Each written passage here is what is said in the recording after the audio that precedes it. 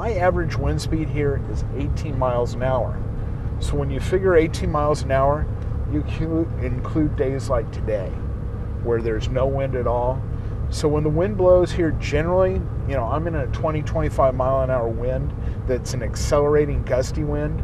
This land has historically never been anything except kind of what you see it as a rural desert.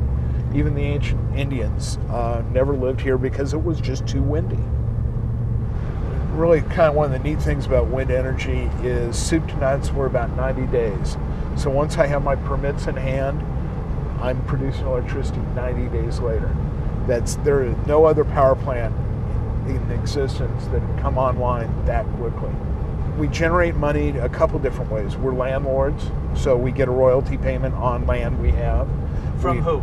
From whoever we lease land to. Okay. For example, Florida Power and Light, we lease land to. Oh, I see.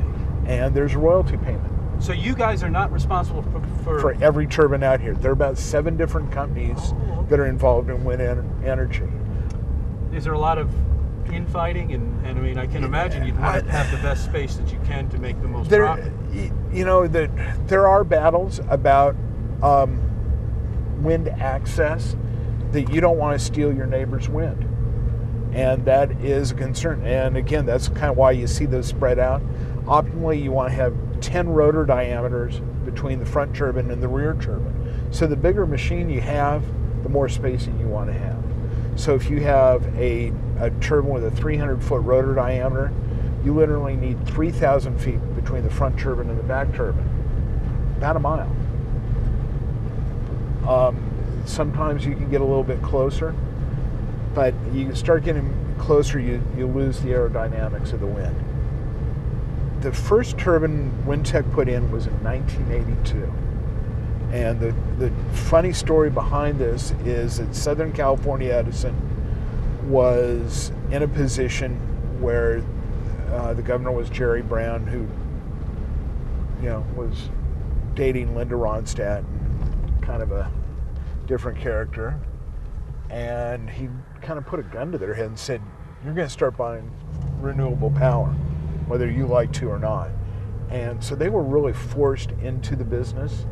And now it's such a mainstream event that in 20 years, we've gone from a Model T to a Lexus, and we'll drive up to a Lexus, and you can see the difference between the turbines.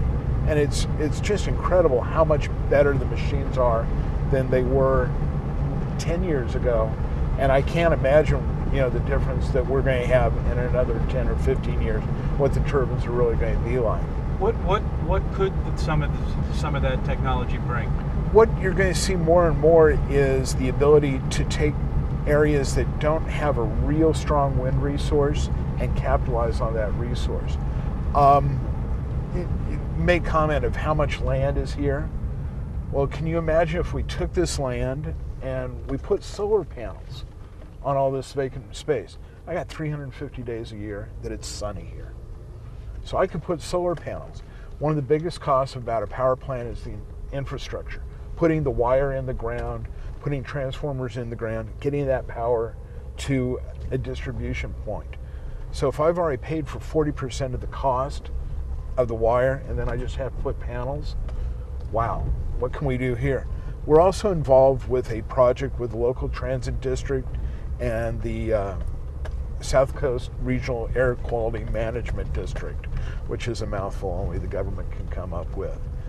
And we're making hydrogen. We're making green hydrogen. So we're taking the electricity out of a wind turbine. We're converting that electricity, water, into hydrogen. So we're breaking down water, hydrogen, and oxygen. We store the hydrogen. That hydrogen then runs a public utility bus. There are kids coming out of college that are a lot smarter than I am that are going to bring the technology to the table, and I don't know where it's going to go. And it's just amazing how much better it could be.